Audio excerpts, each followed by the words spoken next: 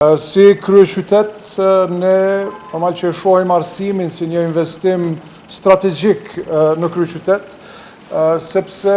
vetë arsimi ndërlidhet me gjitha sferat tjera, pra impakti kryesor në sferat e ndryshme në kryeqytet, në shoqërinë tonë, si në ekonomi, në aspektin social, në kulturë, në art, në teknologji, pra gjitha këto mbështeten mbi cilësinë e arsimit të cilën ne e ofrojmë, pra aftësitë të cilat ne i mundsojmë dhe i krijojmë në brezat e ri në kryeqytet, edhe si e tillë, ne arsimin nuk e shohim si një shpenzim buxhetor, po arsimi është faktikisht një investim në infrastrukturën e të ardhmes të shoqërisë tonë.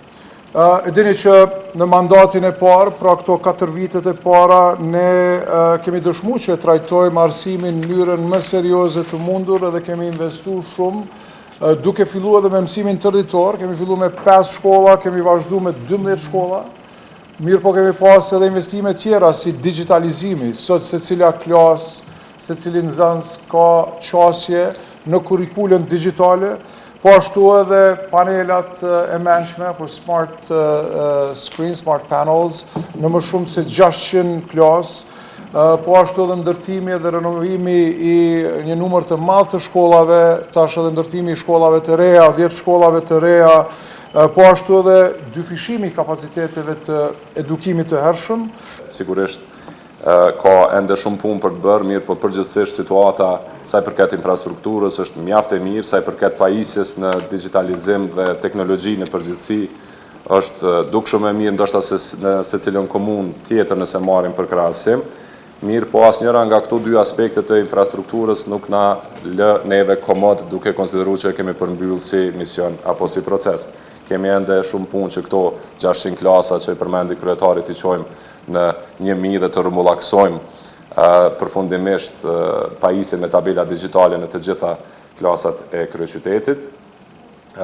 Një prej sfidave ndoshta më evidente që ende kemi, sidomos në zonën urbane, është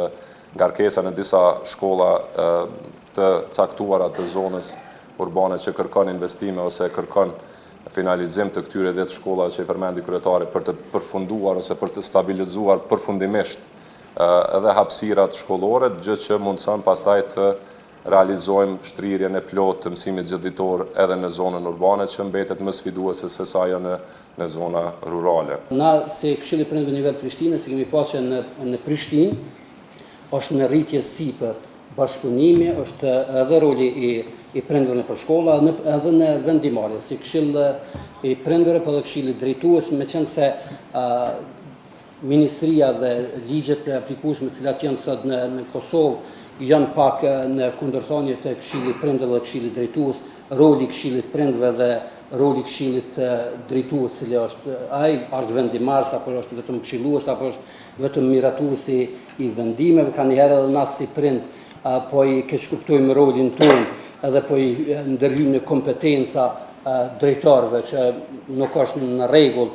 na si prind me ndërhyjmë në kompetencat e drejtorëve. Mirë po mendoj që edhe besoj edhe di që në Prishtinë ka një bashkëpunim jashtëzakonisht madh dhe të mirë mes stafit menaxherale dhe prindërve. Mirë po, kërkoj më shumë normalisht me pas bashkëpunim më shumë, një raportim më të madh.